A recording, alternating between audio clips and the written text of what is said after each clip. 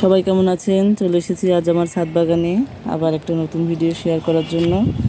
আজকে আমি আপনাদের সঙ্গে শেয়ার করব গরমের বিভিন্ন রকম সবজির বীজ কখন লাগানো।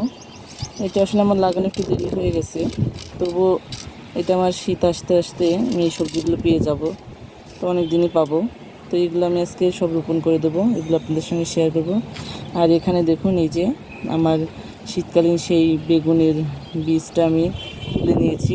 এগুলো আমি এখন ছাড়িয়ে শুকিয়ে নেব, শীতের আগে আগে দিয়ে দেবো, যাতে শীতের মধ্যে আমি সুন্দর বেগুন পেতে পারি। তো চলুন আজকে আমি সব বীজগুলো রোপণ করে দেবো। আমি এগুলো ভিজাবো না, এমনিতেই আমি বসিয়ে দেবো, তাতেই গাছ হয়ে যাবে। চাইলে আপনারা কিছুক্ষণ ভিজিয়ে রেখে বীজগুলো বসাতে পারেন।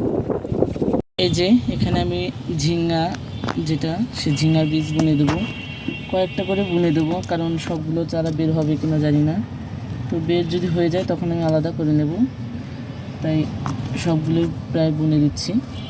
যে কয়েকটা চারা বের হবে। আর এখানে এই গাছটা উঠবে কিনা জানি না, এখানে আমি 2টা বরবটির বীজ বুনে দেবো,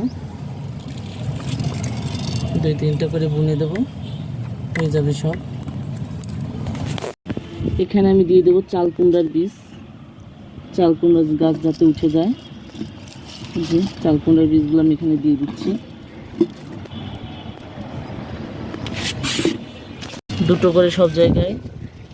বরবটি 2-3টে করে বীজ দিয়ে দেব। এখানে আমি ঢেঁড়সের বীজ দিয়ে দেবো, ঢেঁড়স।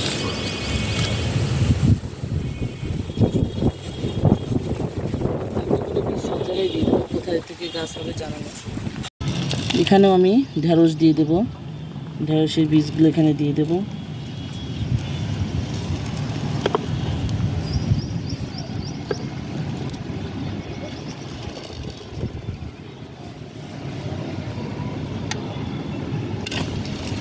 উল্লা, যেটা ধুন্দুল বলে, ওটার বীজ আমি দিয়ে দিচ্ছি। এই যে 2-3টে করে সব জায়গায়